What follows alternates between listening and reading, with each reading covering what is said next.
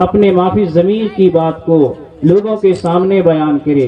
یہ چھوٹے چھوٹے بچے جن پر ان کے اساتذہ نے کافی محنت کی، محنت اور مشقت کر کے اس کو اس لائق کھڑا کر دیا کہ وہ رٹی ہوئی حدیث، وہ دعائیں یہاں کھڑے ہو کر اس پھٹافٹ فر فر آواز میں ہم سب کے سامنے رکھا۔ سب سے پہلے میں ان تمام بچوں کو، اساتذہ کو مبارکباد دیتا ہوں جنہوں نے ان پر محنت کی، اور ان سب کے ذمہ دار جناب قاری امان اللہ صاحب، اور جن کی سرپرستی میں یہ ادارہ چلتا ہے جناب حضرت قاری اقبال صاحب عثمانی دامت برکاتہم، اور پورے علاقے کے علماء کرام جن کی توجہ سے، جن کی نظر کرم سے، جن کی دعاؤں سے مدرسہ نے 2 سال کی مدت میں اتنی عظیم ترقی کی ہے۔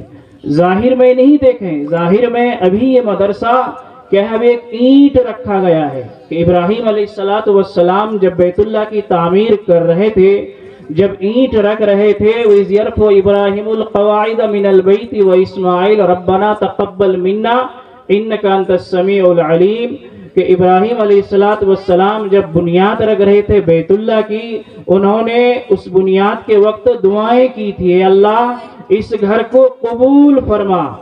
ابھی علاقے کے لوگوں نے، یہاں کے علماء نے، ذمہ دار نے ابھی اس مدرسے کی بنیاد رکھی ہے، اور یہ مدرسہ کا ابھی بالکل کیا ہے، بچپنا ہے، 2 سال کی عمر ہے۔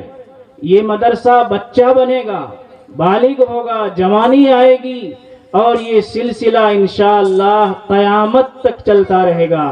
اس مدرسے میں جتنے لوگ تعاون کرتے ہیں، دعاؤں سے، پیسے سے، وقت سے، یا کرتے رہیں گے، یا اپنے بچے کو اس مدرسے میں پڑھائیں گے، ان کے والدین کے لیے، بچوں کے لیے، علاقوں کے لیے، سب کے لیے یہ خیر کا سبب بنے گا۔ آپ کا سواگت ہے ملک کی آواز نیوز چینل میں ایک بہترین آفرز لے کر آئے۔ Equinox I T solutions, laptop 8,000 روپے سے شروع، ڈیسک ٹاپ 8,000 روپے سے شروع، آئی پیڈ 8,000 روپے سے شروع، اور تب 30,090 روپے سے شروع۔ سبھی ڈیوائس پر 3 مہینے سے لے کر 6 مہینے تک گارنٹی وارنٹی اویلیبل ہے۔ بالکل ہی new laptop, best performance, best battery performance, آپ ایک بہترین لیپ ٹاپ کے پاتر ہیں۔ بھاگیشالی لوگوں کے لیے سیمت، لمیٹڈ اسٹاک اونلی۔ الحمد لوليه والصلاة على أهلها أما بعد فاعوذ بالله من الشيطان الرجيم بسم الله الرحمن الرحيم فلولا نفر من كل فرقة طائفة ليتفقهوا في الدين إلى آخر الآية۔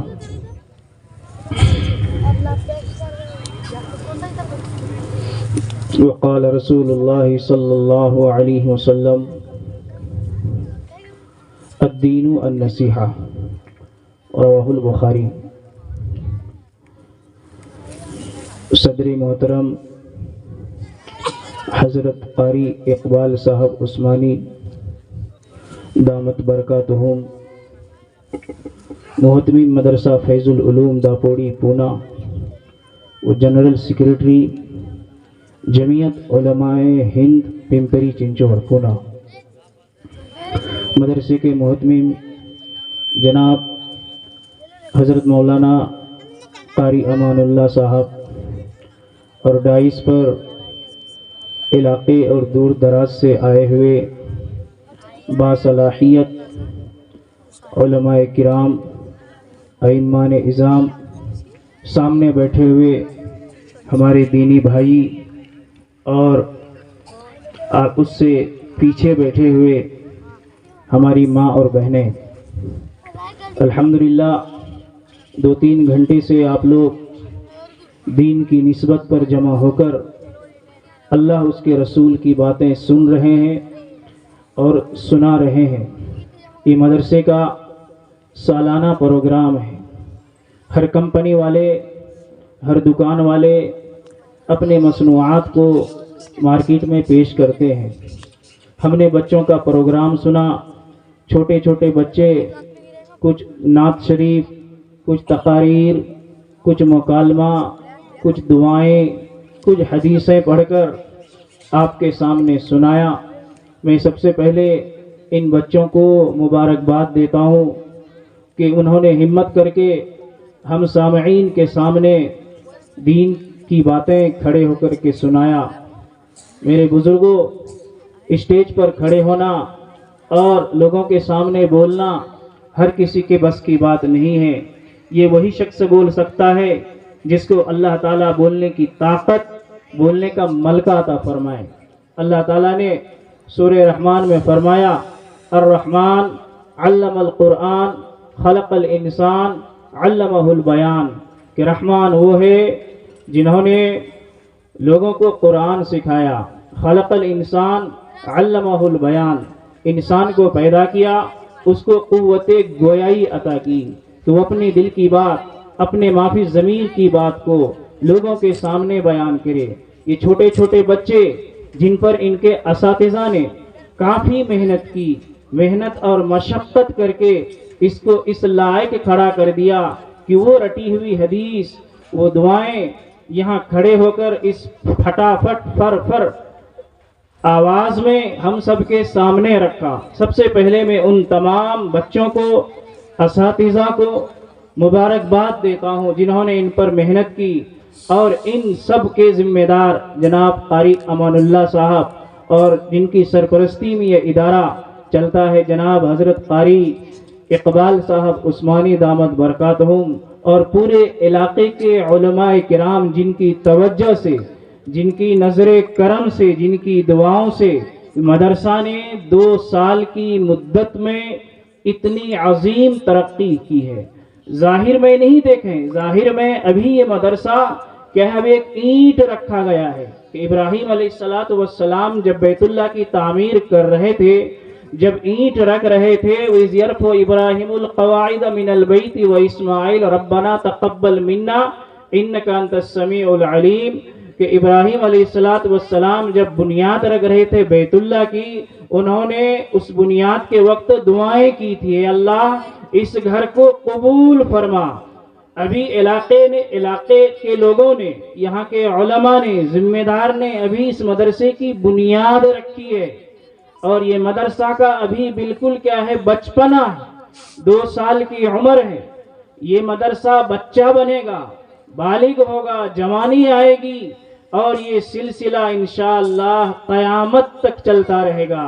اس مدرسے میں جتنے لوگ تعاون کرتے ہیں، دعاؤں سے، پیسے سے، وقت سے، یا کرتے رہیں گے، یا اپنے بچے کو اس مدرسے میں پڑھائیں گے، ان کے والدین کے لیے، بچوں کے لیے، علاقوں کے لیے، سب کے لیے یہ خیر کا سبب بنے گا اور صدقہ جاریہ بنے گا۔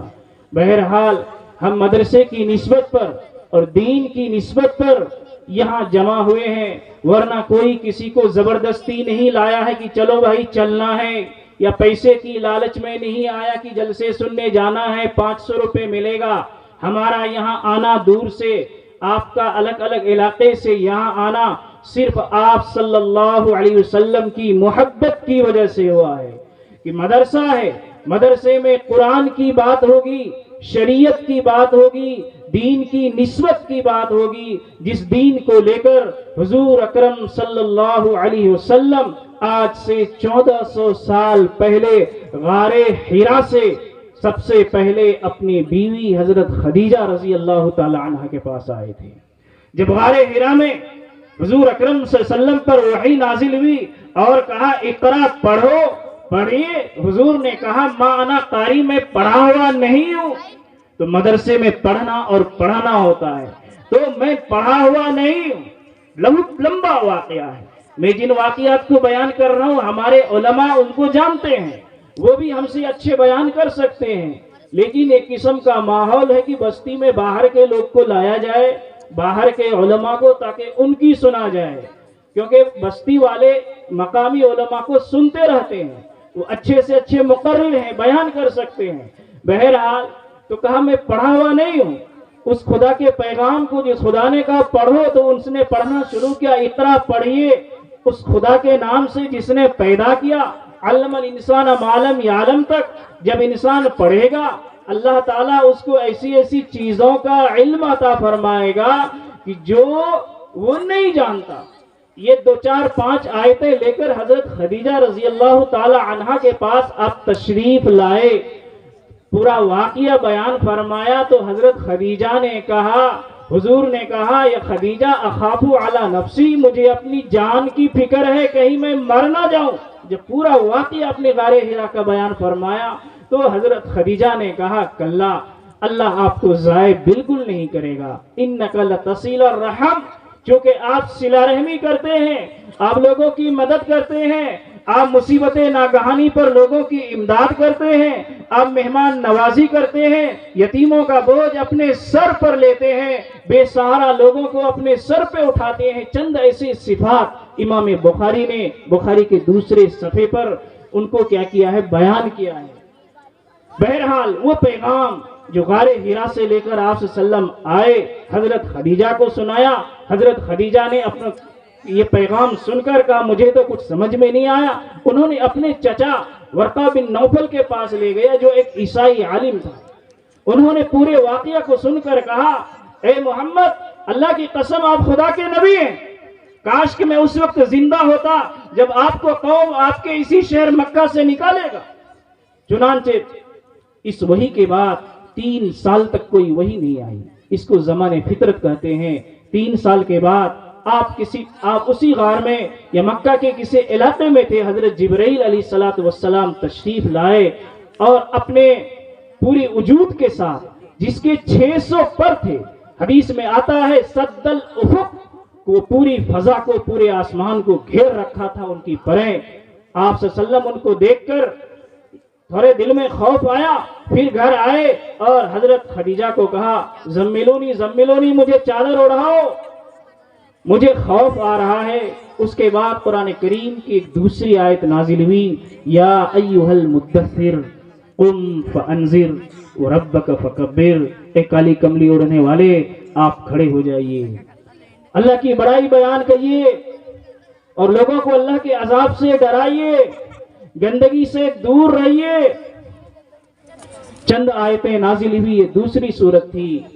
جب یہ آیت نازل ہوئی وانذر، آپ لوگوں کو ڈرائیے، آپ نے مکہ کے سرداروں کو جمع کیا اور ایک تمہید قائم کی کہ دیکھو اگر میں کہوں اس پہاڑ کے اس پار میں ایک دشمن ہے جو کسی وقت تم پر حملہ آور ہے، کیا تم میری بات مانو گے؟ سب نے کہا ما جرمناک الا صدقا، ہم تو آپ کو صادق الامین سمجھتے ہیں، آپ جو کہیں میں مانوں گا۔ چنانچہ آپ نے کہا میں یہ کہتا ہوں قولوا لا الہ الا اللہ تفلحوا، کہ کلمہ پڑھ لو مسلمان ہو جاؤ۔ ابو لہب کھڑا ہوا، کہا تبا لک لہذا جمعتنا، نعوذ باللہ، محمد تمہاری ناس ہو، تمہاری ہلاکت ہو، کیا تم نے ہمیں اسی واسطے جمع کیا تھا کہ ہم اپنے باپ دادا کی دین کو چھوڑ دیں اور تمہاری بات کو مان لیں؟ انہوں نے ایک پتھر اٹھا کر کے مارا، حدیث میں آتا ہے۔ پھر اس کے بعد اللہ تعالیٰ اس کے جواب میں سورہ ابو لہب نازل کی کہ ابو لہب کی ہلاکت۔ حضور صلی اللہ علیہ وسلم مکہ میں اس دین کی تبلیغ کرتے رہے، تبلیغ کے ساتھ ساتھ انہوں نے ایک مدرسہ قائم فرمایا جس کو دار ارقم کہا جاتا ہے۔ میں حیدرآباد میں دارالعلوم حیدرآباد کے سالانہ جلسے میں جو انٹرنیشنل پروگرام تھا وہاں موجود تھا۔ جامعہ ام القری مکہ مدینہ کے دونوں یونیورسٹی کے بڑے بڑے علماء، سومی صاحب، دیگر حضرات آئے ہوئے تھے اور دارالعلوم حیدرآباد کے معتمر صاحب نے عربی میں ایک مقالہ پیش کیا۔ اس مقالہ میں پیش کرتے کرتے انہوں نے کہا کہ اولین مدرسہ صفہ ہے جو مسجد نبوی میں قائم کیا گیا تھا۔ تو سویمی صاحب کھڑے ہوئے اور ان سے وہ کتاب لی اور کہا کہ نہیں، سب سے پہلا مدرسہ وہ دار ارقم ہے۔ اس کے بعد جب آپ مکہ میں تھے، پھر مکہ سے جب مدینہ گئے، صفہ میں ایک مدرسہ قائم فرمایا جہاں دین کی ضروریات کو پورا کیا جاتا تھا۔ صحابہ کرام جو غریب یتیم تھے، جن کے پاس گھر نہیں تھا، وہ دین کو سیکھتے تھے، کبھی جہاد میں جاتے تھے، کبھی وہی بھوکے رہتے تھے، کھانا آتا تو کھاتے تھے، نہیں آتا تو صبر کرتے تھے۔ پھر وہی غار حرا کا فیض دار ارقم اور دار الصفہ سے گزر کر، عرب کی وادیوں سے نکل کر، شیخ ابو طاہر مکی کے ذریعے شاہ ولی اللہ نے اس سے علم حاصل کیا، ہندوستان میں لایا۔ اور پھر ہندوستان میں وہ وہی کا وہ نور، غار ہرا کا نور پھیلتے پھیلتے کافی پھیلا۔ روایتوں میں آتا ہے کہ دلی کے اندر 1000 مدرسے تھے، ان کے اطراف میں انگریز کا زمانہ آیا، انہوں نے سب کو نیست نابود کر دیا، قرآن کو جلایا، علماء کو قتل کیا، پھانسی پہ چڑھایا۔ مقصد یہ تھا کہ مسلمانوں کو ختم کیا جائے، اسلام کو ختم کیا جائے، قرآن کو ختم کیا جائے۔ پھر وہ سلسلہ چلتا رہا۔ حضرت مولانا قاسم نانوتوی رحمۃ اللہ علیہ نے دارالعلوم دیوبند کی بنیاد رکھی، اور اس کا فیض دیوبند، سہارنپور، ندوا، عقل کنواں، یہ تمام ہوتے ہوئے مہاراشٹر پہنچا۔ اسی غار ہرا کا فیض، اسی غار ہرا کا نور جس کو آپ صلی اللہ علیہ وسلم حضرت جبرائیل سے حاصل کیے تھے اللہ کی طرف سے، اس بستی والوں پر بھی 2 سال پہلے قائم ہو چکا ہے۔ دوستو، مدرسہ کیا ہے؟ مدرسہ درس و تدریس پڑھنے کی جگہ ہے۔ جس خدا نے ہمیں پیدا کیا، اس خدا نے اس امت پر سب سے پہلی آیت جو قرآن میں اتاری وہ پڑھنے اور پڑھانے کے متعلق ہے۔ علماء کرام جانتے ہیں، عرب میں، مکہ میں ہر قسم کی برائی موجود تھی، کوئی برائی ایسی نہیں ہے جو مکہ میں موجود نہیں تھی۔ قتل و غارت گری عام تھا، لوٹ مار عام تھا، جھوٹ عام تھا، زنا عام تھا، ہر چیز عام تھا، چوری عام تھی۔ لیکن قرآن کریم جب اترا، یہ نہیں کہا لا تسرقو، چوری مت کرو، شراب مت پیو، ظلم مت کرو، کسی چیز سے منع نہیں کیا۔ قرآن کریم جب اترتا ہے تو کہتا ہے اقرا، پڑھو پڑھو۔ جب انسان پڑھے گا اس کو صحیح غلط کا امتیاز معلوم ہو جائے گا، صحیح غلط کی پہچان ہو جائے گی۔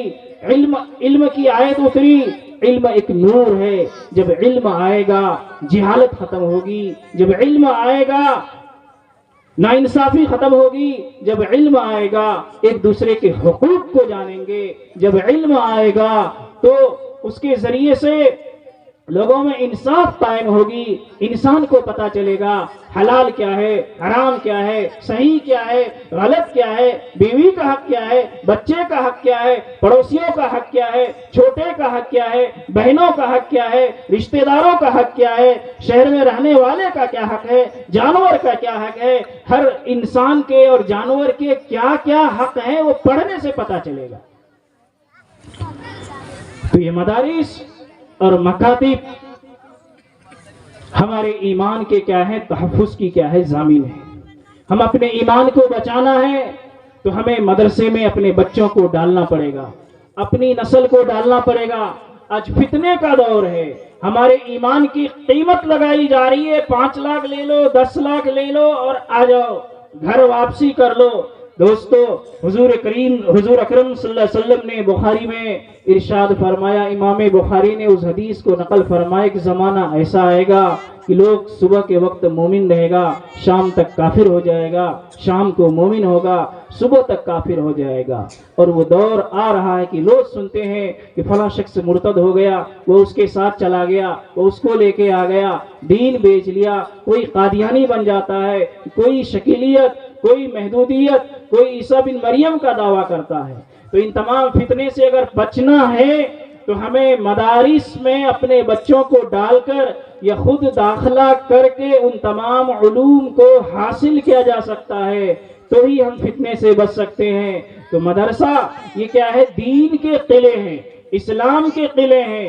مدرسہ سے ہماری دینی ضروریات پوری ہوتی ہے۔ ہمیں حافظ چاہیے تو مدرسے سے ملیں گے، اسکول سے نہیں ملیں گے۔ مفتی چاہیے تو مدرسے سے ملیں گے، اسکول سے نہیں ملیں گے۔ عالم چاہیے مدرسے سے ملیں گے، قاضی چاہیے مدرسے سے ملیں گے۔ بچے کے کان میں بھی اذان دینا ہے تو حضرت کو بلاؤ، شادی پڑھانا ہے تو حضرت کو بلاؤ۔ تو پیدائش سے لے کر جنازہ تک، جنازہ کے بعد ایصال ثواب کے لیے اسی مولانا مفتی صاحب کو بلائے جاتے ہیں۔ تو جس طریقے سے ہماری دیگر ضروریات ہے، اسی طریقے سے مدرسہ ہماری کیا ہے؟ دینی کیا ہے؟ ضرورت ہے۔ اس کی حفاظت کرنا، اس کو باقی رکھنا، اس کی مدد کرنا ہر انسان پر کیا ہے ضروری ہے۔ میں نے جو آیت کریمہ پڑھی اس آیت میں اللہ تعالیٰ نے فرمایا فلولا نفر من کل فرقۃ، کیوں نہیں ہوتا کہ ہر بستی میں سے، ہر جماعت میں سے، ہر قوم میں سے کچھ لوگ آئیں، ایک ایک دو دو کچھ لوگ آئیں، لیتفقہوا فی الدین، وہ آ کر کسی جگہ جمع ہوں اور دین میں تفقہ حاصل کریں۔ یہ عربی کا کیا ہے جملہ ہے، لفظ ہے، یعنی دین کی شدھ بدھ پیدا کرے، دین میں گہرائی اور گہرائی پیدا کریں، دین کا 100% علم حاصل کرے، سیدھے سیدھے زبان میں کہ وہ عالم بنے، فاضل بنے، حافظ بنے، مفتی بنے، محدث بنے، مفکر بنے، دین کا داعی بنے، پہلے خود اپنی اصلاح کرے، اس کے بعد وہ دین کو حاصل کر کے وَلِيُنذِرُوا قَوْمَهُمْ إِذَا رَجَعُوا، جب وہ مکمل اپنے پر اعتماد ہو گیا کہ ہم کچھ دین سیکھ لیے ہیں، وہ اپنی قوم میں جائیں اور جا کر ان لوگوں کو اس خدا کا پیغام کو سنائیں جو یہاں شامل نہیں ہوئے تھے۔ اب یہ دین کہاں حاصل کیا جاتا ہے؟ یہ دین مدرسے میں حاصل کیا جاتا ہے، خانقاہ میں حاصل کیا جاتا ہے، دعوت کے راستے میں حاصل کیا جاتا ہے، کہ لوگ گھروں میں بیٹھ کر پورا وقت نہیں ہے۔ تو اس لیے جو ہے بیان نہ کیا جائے، کھانے کی بات کی جائے تو زیادہ اچھا ہے۔ کافی دیر سے لوگ بیٹھے ہیں، کیونکہ میں ایک معلم صاحب بیان کر رہے تھے تو سارا مجمع آہستہ آہستہ چلا گیا، ایک باقی تھا اور وہ رو رہا تھا۔ اس نے کہا کسی نے میری بات نہیں سنی، اس نے ایک نے سن لی، اس نے عمل کر لیا تو یہی کافی ہے۔ جب دعا ہوئی اس سے پوچھا بھائی تو اتنا کیوں رو رہا تھا؟ کہ حضرت آپ کو دیکھ کے میرا بکرا یاد ہے، میرا بکرا مر گیا ہے، میں تو اس کو رو رہا تھا، مجھے نہیں پتا کیا سنا کیا نہیں۔ تو اب لمبی چوڑی بات چیت کر کے کوئی مطلب نہیں ہے، وقت پورا ہو چکا ہے، اور ابھی ہماری چھوٹے چھوٹے بچے اور چھوٹی چھوٹی بچیاں، مائیں اور بہنیں، اور ان کو کھانا بھی کھانا ہے، اب اپنے گاؤں میں بھی جانا ہے، دور دراز سے لوگ آئے، تو لمبی چوڑی بات کر کے کوئی مطلب نہیں ہے، صرف 2-3 بات کر کے دعا کریں گے، اور دعا ہی اس کا اصل مقصد ہے۔ تو میری گزارش ہے کہ تھوڑی دیر کے لیے زیادہ سے زیادہ 5-6 منٹ میں انشاءاللہ بات مکمل ہو جائے گی۔ الحمد للہ نحمده ونستعینه ونستغفره ونؤمن به ونتوکل علیہ ونعوذ باللہ من شرور انفسنا ومن سیئات اعمالنا من يهده الله فلا مضل له ومن يضلله فلا هادي له ونشهد أن لا إله إلا الله وحده لا شريك له ونشهد أن سيدنا وحبيبنا وشفيعنا ومولانا محمدا عبده ورسوله أما بعد قال الله تبارك وتعالى في القرآن المجيد والفرقان الحميد فأعوذ بالله من الشيطان الرجيم بسم الله الرحمن الرحيم إنا نحن نزلنا الذكر وإنا له لحافظون صدق الله العظيم قال رسول الله صلى الله عليه وسلم إنما الأعمال بالنيات۔ محترم بزرگ اور دوستو، ایک آیت پڑھی میں نے چھوٹی سی اور ایک حدیث پڑھی، بس انہی کا معنی مطلب بتا کر مختصر اپنی بات ختم کریں گے انشاءاللہ۔ تو انا نحن نزلنا الذکر و انا لہ لحافظون، اللہ کہتے ہیں کہ میں نے ہی قرآن کو نازل کیا اور میں ہی اس کی حفاظت کروں گا۔ اور اس کی ایک مثال ہے بھوپال، جو مدھیہ پردیش کی راجدھانی ہے، وہ ایک حافظ صاحب تھے، بڑے نیک تھے اور قرآن کے عاشق تھے، بہت ان کو قرآن سے پیار تھا، اور وہ چاہتے تھے کہ میں حج کروں، بار بار ان کے دل میں تمنا آتی تھی کہ میں حج کروں حج کروں حج کروں، لیکن پیسہ نہیں تھا، مجبوری تھی۔ چند پیسے ان کے پاس تھے، بھارت میں گورنمنٹ جو تھی وہ انگریز کی حکومت تھی، وہ اپنے چند پیسوں کو لے کر اس کے چنے خریدے اور بمبئی بندرگاہ پہ آ گئے، ایئرپورٹ پہ نہیں، بندرگاہ پہ جو پانی کے جہاز چلتے ہیں، اور وہاں انگریز کی حکومت تھی، پانی کا جہاز چلنے کو تیار تھا۔ اس پر جو پولیس والا تھا اس سے کہا کہ میرے پاس کرایہ تو نہیں ہے، البتہ جو اس وقت کا نظام تھا دوسرے ملک جانے کے لیے پاسپورٹ وغیرہ جو ہوا کرتا تھا وہ زمانے میں میرے پاس تھا، کہا کہ مجھے لے لیجئے، کہ ہم لے تو لیں گے آپ کو بغیر کرایہ کے، لیکن کام کرنا پڑے گا۔ کہ کام کیا کریں گے؟ کہ یہ پوتے اٹھانا ہے، سامان کو رکھنا ہے، خالی کرنا ہے، بھرنا ہے، کہ ٹھیک ہے یہ تو میں کر لوں گا، کہ نہیں اتنے کمزور ہیں آپ. آج کا زمانہ نہیں تھا کہ مجھ جیسے پہلوان تھے، بہت دبلے پتلے تھے، جسم سے کھال لپٹی ہوئی تھی، کیونکہ عاشق قرآن تھے. رات بھر قرآن پڑھتے تھے، سوتے نہیں تھے، گھنٹہ 2 گھنٹہ سوتے تھے، باقی قرآن پڑھتے رہتے تھے، عاشق قرآن تھے. تو قرآن کی اللہ نے کیسے حفاظت کر رکھی ہے. تو بہرحال جب وہ عاشق قرآن تھے اور وہ جہاز میں سوار ہو گئے اور رات کے ٹائم پہ جب دیکھا سب لوگ سو گئے ہیں، انہوں نے ایک جگہ تلاش کی اور جگہ بنائی اور نماز کی نیت باندھ کے قرآن پڑھنا شروع کر دیا. قرآن پڑھتے رہے. وہ انگریز جو پولیس والا تھا وہ پیچھے آ کے دیکھو کیا کر رہا ہے. دیکھا تو وہ قرآن پڑھ رہا تھا. اس کے قرآن پڑھنے میں درد تھا، قرآن پڑھنے میں تڑپ تھی، اس کا لہجہ اچھا تھا، وہ پڑھنے کے اندر درد تھا، اخلاص تھا، خلوص تھا. تو انگریز پولیس والا اس کے پیچھے رات بھر قرآن سنتا رہا. آخر کار یہ ہوا کہ وہ رات کے اندھیرے میں قرآن پڑھتے اور وہ پولیس والا اس کے پیچھے آ کے قرآن کو سنتا رہتا. جب جدہ آ گیا، یعنی بندرگاہ آ گئی، پانی کے جہاز کی، ایئرپورٹ نہیں، تو وہ اترنے لگا کہ بچہ میں جاتا ہوں، کہ تو نے کھایا نہیں؟ کہ نہیں میرے پاس کچھ پیسے تھے، میں نے چنے خرید لیے تھے، تھوڑے چنے کھا لیتا اور اوپر سے پانی پی لیتا. حافظ قرآن ہے، عاشق قرآن ہے، لیکن کھانے کو مقصد نہیں بنایا. تھوڑے سے چنے کھا لیتا ہوں اور ایک گلاس پانی پی لیتا ہوں، پیٹ بھر جاتا ہے.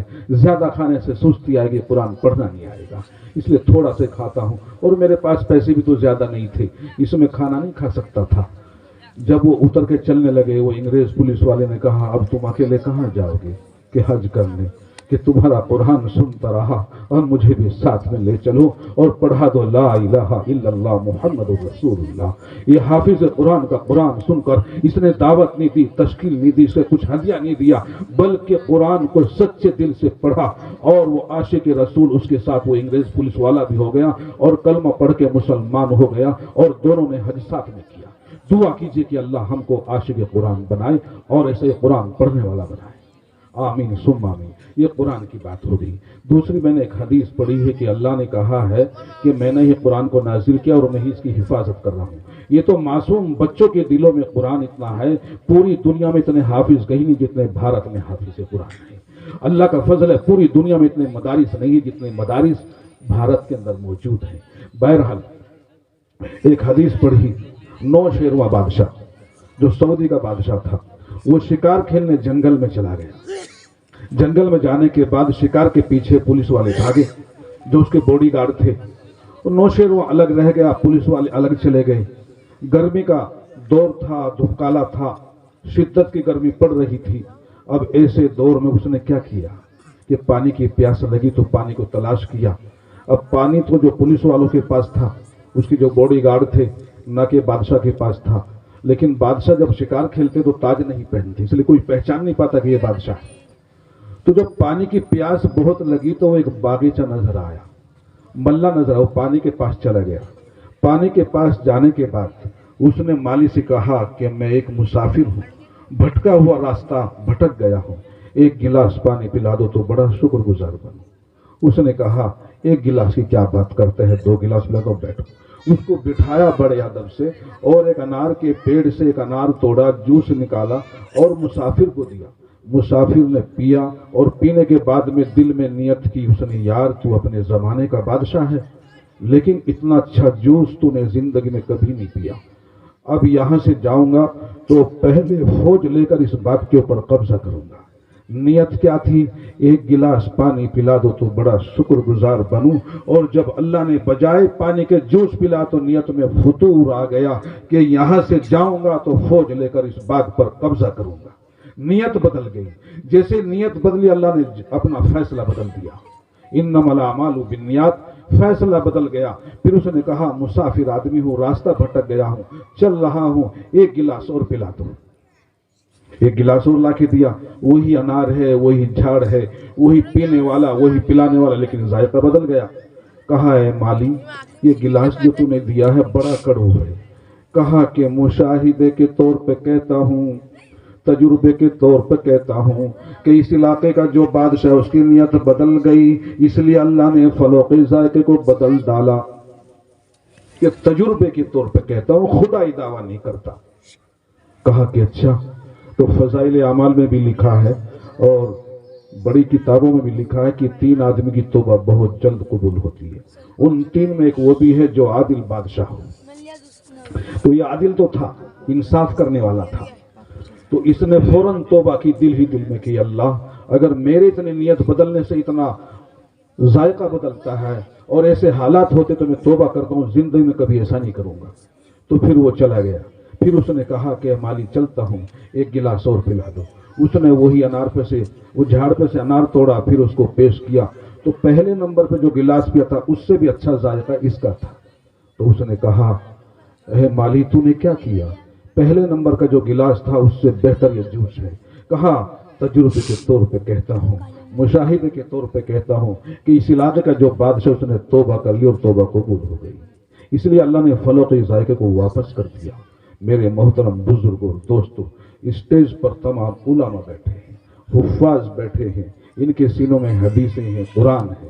یہ اس بات کو جلدی سمجھیں گے کہ پہلی قوموں پر جو عذاب آیا وہ نماز چھوڑنے کی وجہ سے نہیں آیا، وہ زکوٰۃ نہ دینے کی وجہ سے نہیں آیا، معاملات میں خرابی کرنے کی وجہ سے، ناپ توڑ میں کمی کرنے سے، ظلم و زیادتی کرنے کی وجہ سے، کسی کا حق مارنے کی وجہ سے، کسی کا حق دبانے کی وجہ سے، بہن بھائی کا حق دبائے اور بہن بھائی کا حق دبائے، باپ اولاد کا حق ادا نہ کرے، اولاد ماں باپ کا حق ادا نہ کرے، اسی لیے یہ عذاب آتے۔ نماز تو اللہ کی ہے، اللہ چاہے تو معاف بھی کر سکتا ہے، حقوق اللہ ہے۔ تو میرا کہنے کا مقصد کل ملا کے یہ ہے کہ اس مسافر نے توبہ کی، توبہ قبول ہو گئی، اللہ نے فلح کے ذائقے کو واپس کر دیا۔ جب اللہ نے ہم کو زندگی دی، اندھا تو نہیں بنایا، پیروں سے اپاہج تو نہیں بنایا، محتاج تو نہیں بنایا، تو جب ہم تندرست ہیں اور اللہ کی نماز نہ پڑھیں، انصاف نہ کریں، تو پھر ہمارا جینے کا مقصد ہی کیا ہے؟ اور ایک انسان مسلمان ہے، وہ کھڑے کھڑے پیشاب کرے اور ایک گدھا کھڑے کھڑے پیشاب کرے، اسے تو اللہ نے عقل نہیں دی، اسے تو عقل دی ہے، تو اس میں کیا فرق رہ گیا؟ ایک جانور بغیر ہاتھ دھوئے کھانا کھائے اور ایک مسلمان بھی بغیر ہاتھ دھوئے کھانا کھائے، ایک جانور بھی بغیر دعا پڑھے کھانا کھائے اور ایک مسلمان ایمان والا بغیر دعا پڑھے کھانا کھائے، تو اس میں کیا فرق ہے؟ اپنا فرق کو کیجئے۔ ہم پڑھے لکھے، اللہ نے عقل سلیم دیا، اللہ نے احسان کیا کہ امت محمد میں پیدا فرمایا۔ تو بہرحال یہ وقت جو ہے، یہ زیادہ وقت دعا بیان کا نہیں ہے، یہ تو بس آخری وقت ہے۔ تو توبہ کر لی جائے اور دعا کر لی جائے۔ توبہ اس بات کی ہو کہ اللہ ابھی تک کی جو زندگی گزر گئی وہ نادانی میں گزری ہے، ناسمجھی میں گزری ہے، یہ ضدی پنے میں گزری ہے، یہ اللہ یہاں سے آگے توفیق دے، ورنہ قبر میں جائیں گے تو جانے کے بعد اللہ زندگی کا پورا حساب لے لے گا۔ جتنا جھوٹ بولا ہے، جتنا دھوکہ دیا ہے، اس کا سب حساب ہو جائے گا۔ یہ بچے جو قرآن پڑھ رہے ہیں، میری نصیحت بھی ہے اور ہدایت بھی ہے کہ عوام کا خیال کیجیے۔ وہ اپنا گھر چھوڑ کے آتے ہیں، بیوی بچوں کو چھوڑ کے آتے ہیں، ان کا کوئی گھر میں انتظار کر رہا ہوگا۔ اپنے بیان کو مختصر کریں، تھوڑا مختصر کریں، پروگرام کو مختصر کریں، عوام کا خیال رکھتے ہوئے۔ یہی عوام تو ہے جو مدارس میں تعاون کرتی ہے، ان کو ناراض مت کیجیے، ان کا وقت زیادہ مت لیجیے، کیونکہ انہیں صبح اٹھ کر اپنے کھیتوں میں جانا ہے، اپنی دکانوں میں جانا ہے، اپنے کاروبار میں جانا ہے۔ اللہ کے رسول صلی اللہ علیہ وسلم نے 63 سالہ زندگی میں اپنے کسی صحابہ کو ڈانٹا نہیں تھا۔ کبھی ناراض ہو جاتے تو صرف تھوڑی ناراضی کر لیتے، منہ پھیر لیتے اور تھوڑا سا ناراضی کا اظہار کرتے، لیکن کسی کو تماچا نہیں مارا، کسی کو مکہ نہیں مارا، کسی کو ڈانٹا نہیں، کسی سے ناراضگی بہت زیادہ دیر تک نہیں جتائی۔ تو اندھیرا گھر سنا تھا، اندھیرا گھر سنا تھا کہ شمع ایمان لایا ہوں، میں اپنے بخشوانے کے لیے قرآن لایا ہوں۔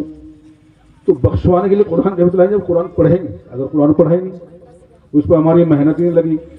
مولانا کلیم صدیقی پونا آئے ہماری مسجد طیب کا سنگ بنیاد رکھنے کے لیے، انہوں نے کہا تھا ہر مسلمان پر قرآن پڑھنا فرض ہے۔ اگر تم نے قرآن نہیں پڑھا تو کچھ نہیں پڑھا۔ اگر تمہاری 60 سال کی عمر گزر گئی تو 60 سال بیکار گئے، 60 سال میں قرآن نہیں پڑھ سکے۔ آج تو گلی گلی میں مدرسے، گلی گلی میں مکتب ہے، ہر گاؤں میں مکتب ہے. اگر ہماری 70 سال کی عمر ہم ہو کے مر رہے ہیں اور قرآن ہم کو پڑھنے نہیں آیا تو ہم نے کرا کیا زندگی میں آگے؟ دنیا میں 70 سال میں کرا کیا؟ ہم نے قرآن نہیں پڑھ سکے، قرآن پڑھنا نہیں سیکھ سکے، قرآن پڑھنا نہیں سکھا سکے تو پڑھا کیا ہم نے؟ کچھ نہیں پڑھا. آئے اور چلے گئے، کھائے اور پیے سو گئے، تو ہم میں کیا فرق رہا؟ تو بہرحال قرآن کی عظمت کو سمجھیے. یہ چند باتیں کہہ کر میں اپنی بات کو ختم کرتا ہوں، اور مولانا امان اللہ صاحب سے گزارش کرتا ہوں کہ آئندہ عوام کا خیال رکھیے. اپن عصر اور مغرب تک کے. تو آپ تمام حضرات سے گزارش ہے کہ سبھی حضرات 9 تاریخ کو مغرب کے بعد رائے گاؤں برکت پور میں تشریف لائیں، اور نیز تمام احباب پروگرام کے بعد کھانا کھا کر جائے، اذان ہوگی، نماز ہوگی، نماز بھی پڑھ کر جائیں. اللهم صل على سيدنا وعلى آل سيدنا محمد وعلى آل سيدنا محمد وبارك وسلم. اللهم صل على محمد وعلى آل محمد كما صليت على إبراهيم وعلى آل إبراهيم إنك حميد مجيد. اللهم بارك على محمد وعلى آل محمد كما باركت على إبراهيم وعلى آل إبراهيم إنك حميد مجيد. یا ارحم الراحمین، یا قہار، یا جبار، یا ستار، یا علیم، یا خبیر، یا بصیر، یا ارحم الراحمین. اللہم انا نجعلک فی نحورہم ونعوذ بک من شرورہم. ربنا لا تجعلنا فتنة للقوم الظالمین ونجنا برحمتک من القوم الكافرین. اللہم انا نجعلک فی نحورہم ونعوذ بك من شرورهم. ربنا لا تجعلنا فتنة للقوم الظالمين نجنا برحمتك من القوم الكافرين. اپنے فضل سے معاف فرما.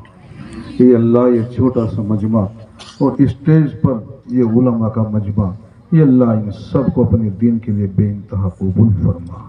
یہ اللہ مرنے سے پہلے پہلے پکی سچی توبہ کی توفیق عطا فرما، اور خانہ کعبہ کی زیارت کی توفیق عطا فرما. آقا دو جہاں محمد الرسول اللہ صلی اللہ علیہ وسلم کی قبر اطہر پر جا کر درود پڑھنے کی توفیق عطا فرما. اے اللہ، تیرا ایسا کون سا بندہ ہے جو تیرے حبیب کے دربار پہ یا ان کی قبر اطہر پہ جانا نہیں چاہتا؟ ہر کسی کی تمنا ہے. یہ اللہ اس تمنا کو تو قبول فرما. یہ اللہ جتنی بھی یہاں بچیاں ہیں، عورتیں ہیں، چھوٹی ہیں، بڑی ہیں، یہ اللہ ان کے گھروں کے اندر خیر اور برکت عطا فرما. یہ اللہ یہ مجمع مغرب سے پہلے سے لے کے اب تک بیٹھا ہے اور تیرے حبیب لاڈلے محمد الرسول اللہ صلی اللہ علیہ وسلم کی شریعت کی محبت میں بیٹھا ہے. یہ اللہ اس محبت کو قبول فرما، اور اسی کو بہانہ اور ذریعہ بنا کر یہ اللہ آخرت میں مغفرت فرما دینا. یہ اللہ آج کی رات کو ذریعہ بنا کر یہ اللہ اس پورے مجمع کی مغفرت فرما دینا. یہ اللہ اس پورے مجمع میں جس کے والدین یا دادا دادی نانا نانی جو گزر گئے ہیں، یہ اللہ تمام کی مغفرت فرما، تمام کی قبروں میں روشنی عطا فرما. یہ اللہ اس ادارے کو دن دونی رات چوگنی ترقی عطا فرما. یہ اللہ یہ ادارہ، یہ اللہ قال رسول اللہ صلی اللہ علیہ وسلم صدائیں یہاں بلند ہوں. حفظ قرآن صبح اور شام یہاں پڑھا جائے، ایسی توفیق عطا فرما. یہ اللہ اس علاقے کے لیے، یہ اللہ اس ادارے کو ہدایت کا ذریعہ بنا. جو علماء یہاں بیٹھے ہیں، یہ اللہ ان کے جو کام کرتے ہیں، بھلے وہ امامت پر ہوں یا مسند حدیث پر ہوں یا مکاتب کی لین میں ہو، یہ اللہ یہ جو بھی خدمت کرتے ہیں، ان کی خدمت کو اپنے نبی کے واسطے سے قبول فرما. الہ العالمین، ہم نے جو بھی مانگا ہے تجھ سے مانگا ہے، اور بے شک ہم تجھ سے چاہتے ہیں کہ اللہ جس طرح فلسطینی بڑوں نے، چھوٹوں نے، عورتوں نے مجاہدہ کر کے مسجد اقصی کو آزاد کرایا، یہ اللہ ان کی قربانی کو قبول فرما، اور اب قیامت تک مسجد اقصی دوسروں کے تابع میں جیسی توفیق عطا فرما. یہ اللہ ہمارے اس ملک بھارت میں بھی ہندو، مسلم، سکھ، عیسائی، بدھسٹ جتنے بھی مذہب کے لوگ یہاں رہتے ہیں، تمام کو آپس میں اتفاق اتحاد سے رہنے کی توفیق عطا فرما. یا اللہ شرنگیسی سے حفاظت فرما، ہماری مسجدوں کی حفاظت فرما، مدارس کی حفاظت فرما، مکاتب کی حفاظت فرما، مدارس دینیہ کی حفاظت فرما، یا اللہ المدارس دارالعلوم دیوبند کی حفاظت فرما، یا اللہ المدارس دارالعلوم دیوبند جس شان و شوکت کے ساتھ وہ چلا آ رہا ہے، یا اللہ اسی طرح وہ قیامت تک کے لیے جاری اور ساری رہے، ایسی توفیق عطا فرما الہ العالمین۔ اس علاقے میں جتنے بھی مکتب چلتے ہیں، مدارس ہیں، یا اللہ تمام کو آباد فرما، جو آباد ہیں انہیں دن دنی رات چوگنی ترقی عطا فرما، یا اللہ اشاعت الموکل قوا، یا اللہ جو اپنی شان اور بان سے چلا آ رہا ہے، یا اللہ وہ اسی طرح چلتا رہے، یا اس کی ماتحتی میں جتنے بھی یا اللہ اس کی شاخیں ہیں یا مکاتب ہیں، یا اس کے علاوہ جتنے بھی اور مدارس ہیں، اللہ تمام مدارس کو قیامت تک کے لیے جاری اور ساری فرما، اور ہماری اس مختصر سی دعا کو محض اپنے فضل و کرم سے آقا دو جہاں محمد الرسول اللہ صلی اللہ علیہ وسلم کے واسطے سے قبول فرما۔ ربنا تقبل منا انك انت السميع العليم وتب علينا انك انت التواب الرحيم، وصلى الله تعالى على خير خلقه محمد وآله وصحبه اجمعين برحمتك يا ارحم الراحمين، لا اله الا الله۔